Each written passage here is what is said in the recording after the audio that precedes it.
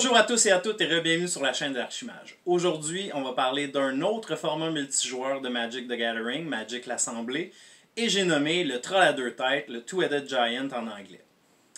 Qu'est-ce que vous avez besoin de savoir pour pouvoir jouer au Troll à deux têtes avec vos amis?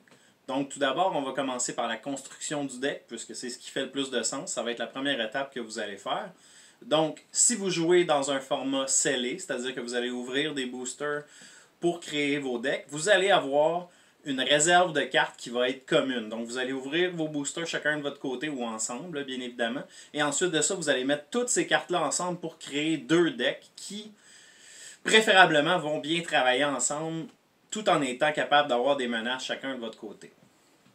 Si vous jouez dans un format qu'on appelle construit ou constructed en anglais, vous allez être limité, et ça c'est quelque chose que j'étais très surpris de découvrir, vous allez être limité à 4 copies de chaque carte qui ne sont pas des terrains basiques pour les deux decks. Donc 4 copies totales pour les deux decks. Ça c'est quelque chose que je ne savais pas, j'ai été très surpris de l'apprendre.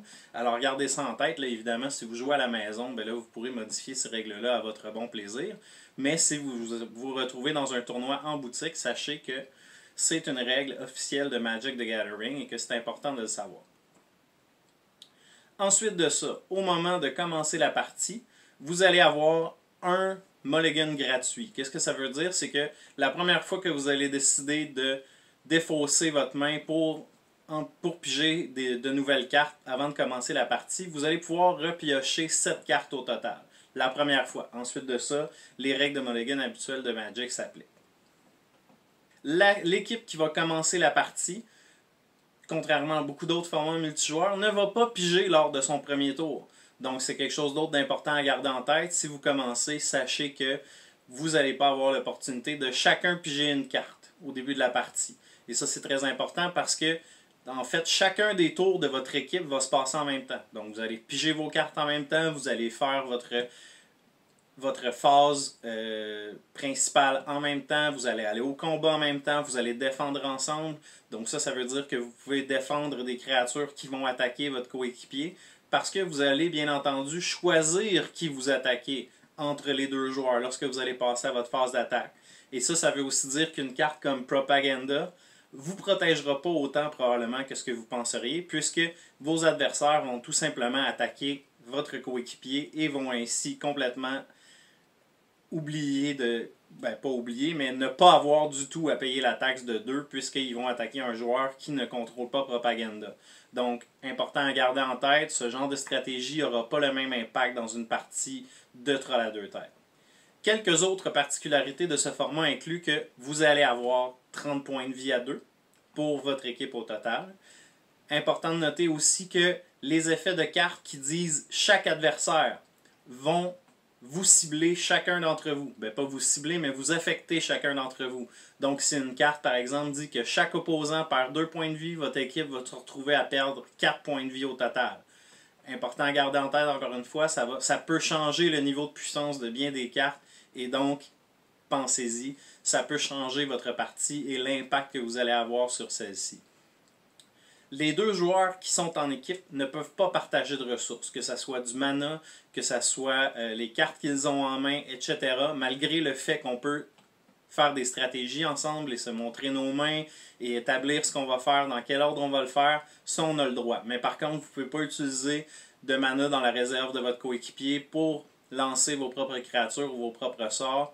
Et un truc facile pour ça, pour savoir qu'est-ce qui peut être partagé, qu'est-ce qui peut pas l'être. Chacune des mentions de vous sur une carte signifie seulement le contrôleur. Donc si vous avez une carte par exemple qui donne +1/+1 à chacun de vos elfes, c'est seulement les elfes que vous contrôlez et non pas les elfes de votre coéquipier également. Petit truc simple, ça devrait vous aider à bien savoir qu'est-ce qu'il en est. Pour ce qui est des façons de perdre la partie, bon, évidemment, si votre équipe se retrouve à 0 point de vie, vous perdez la partie. Si votre équipe reçoit un total de 15 marqueurs poison, vous perdez la partie. Et ça, c'est les règles officielles de Magic. Je sais que en Commander, ça peut être une règle maison, mais que dans les événements officiels, on va s'en tenir à ce qui est écrit sur la carte. Mais entre la deux têtes, c'est bel et bien une règle officielle de Magic the Gathering. Donc 15 marqueurs poison pour faire perdre la partie à votre équipe. Et pour ce qui est du 1000, si un des deux coéquipiers se retrouve à ne pas être capable de piger de cartes dans sa librairie, l'équipe perd également.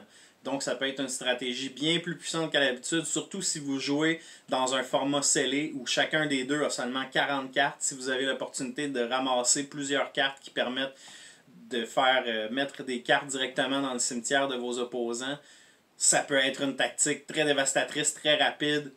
Donc une autre petite chose à considérer qui peut rendre certaines interactions beaucoup plus puissantes dans ce format que dans d'autres formats en particulier. Alors, c'est ce qui conclut cette explication du format Troll à deux têtes. Laissez-moi savoir en commentaire si vous avez des questions supplémentaires, mais l'information est toute à l'intérieur de cette vidéo. Si c'est un format qui vous intéresse, personnellement, c'est un format que j'adore, que j'aime bien jouer avec mes amis. On a eu beaucoup de plaisir par le passé en changeant les règles, en établissant nos propres règles maison. Donc c'est un format que je vous recommande. Ça fait différent du limité habituel, ou ça peut même faire changement de Commander. Et gardez en tête que vous pouvez aussi faire des parties de Troll à deux têtes en Commander. Donc vous allez vous retrouver avec 2 decks de Commander contre 2 autres decks de Commander. Là à ce moment-là, je vous dirais d'aller à quelque chose comme 60 points de vie total pour équivaloir le 30 points de vie versus le 20 points de vie habituel. Donc, ça semblerait faire beaucoup de sens pour moi. Alors, sur ce, je vous demande très humblement et très énergiquement d'aimer cette vidéo, de vous abonner à la chaîne, de partager cette vidéo avec vos amis. Notre communauté n'arrête pas de grandir. Je suis vraiment enthousiaste de ça. Je vous en remercie. Continuez comme ça. Il y a certains d'entre vous qui ont commencé à partager les vidéos lorsque des gens recherchent des ressources pour commencer à jouer à Commander. Ça me fait extrêmement plaisir. Ça me rassure dans la qualité du contenu que je vous apporte. Et bref, encore une fois, je voulais vous en remercier. Alors sur ce, je vous dis à la prochaine.